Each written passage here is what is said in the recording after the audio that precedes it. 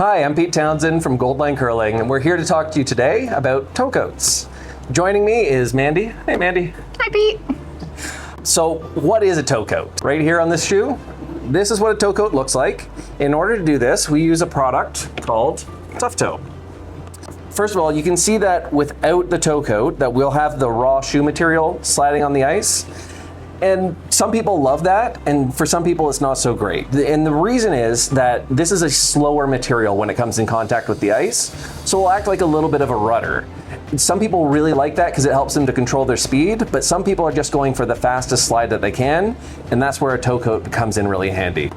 The other thing that it does is, depending on where you position your foot in the hack, if you get up really high in the hack, when you're pushing out, sometimes the bottom of your hack can just catch the leading edge of your outsole. And when that happens, over time, that can wear down the leading edge of your shoe. And so we like to put a toe coat on that shoe just to help protect against that. You'll notice here that this is on the right-hand shoe, so this is set up for a right-handed curler. If you were a left-handed curler, you'd put it on your left shoe. So the shoe that has your gripper on it is the shoe that you're going to put your toe coat on. Mandy's here today to walk you through the process of how we apply a toe coat. The reason for this is we can apply the toe coat for you. So right when you order your shoe, we can apply the toe coat from the Goldline warehouse and we'll take care of the whole thing. So it's just something that people are interested in, is what that process looks like. But also you can just buy a Tuff Toe kit and you can do it yourself. And each toe coat kit, depending on how thick you put it on and how much of the shoe you cover, you might get anywhere from 4 to 6 pairs of shoes out of a single kit. So if you do buy a kit and you've got a few people in your club who want to have their shoes toe coated, or if you want a toe coat for your whole team, you can just pick up a kit and you can do it yourself. I'll hand it over to Mandy, who does a lot of our toe coats, so she can walk you through that process. So like Pete mentioned, we do sell the Tuff Toe multi-sport toe coating kit.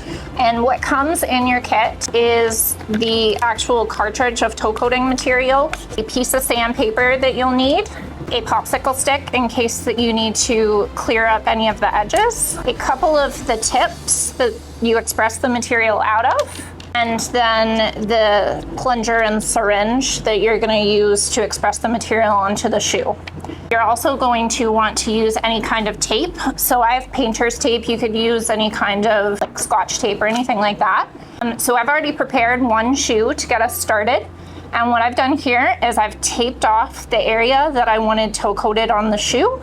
And then I use a sanding block, or you can use the sandpaper that's included. You really want to rough that area up that is going to have the toe coat material on it so that it sticks to the shoe. So you can see I've already prepared this shoe. So the first thing that you're going to want to do is protect your working area. So I'm just going to use a shoebox lid for that. So like I already mentioned, I did tape off the area of the shoe that I'm going to toe coat, and I really roughed up the surface with the sandpaper. I also left the tape a bit long on each side so it's easier to remove at the end. So now we're ready to toe coat. So we're going to take our cartridge and we're going to put our plastic piece over it. We'll take our plunger and insert it into the cartridge. Take off our cap. And we're just going to express a little bit of the toe coat material out so that we're evenly expressing both of the two-part epoxies. And then we're going to put on our mixing tip and do the same thing. So we're going to squirt out about 1 inch of the two-part epoxy once you have your mixing tip on. And now we're ready to go. So what we're going to do is we're going to start at the top of the shoe and work our way down. What I like to do is always keep the tip in contact with the shoe. And this material is very viscous. It flows, it kind of has the consistency of like a hot chocolate. Don't worry too much or make yourself nervous about this process. It is very easy, and there's nothing that you can really do to mess up because it is a liquid. So at this point, if you were uncomfortable with how it was turning out, you could just wipe this whole thing off with a paper towel and start again. So we're gonna do a nice thick layer on here, and we're just going back and forth over the whole shoe, making sure that we're not missing any parts. And then we're fully getting down all the way to our tape. Don't worry if you have any air bubbles or anything like that, because you can always go back over it with the tip and just pop those air bubbles out. So we're just going all the way down to the tape, always in contact with the shoe with our mixing tip.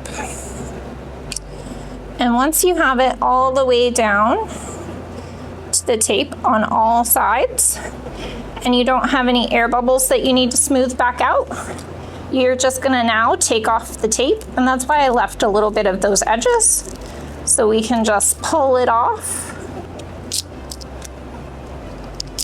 and pull it off.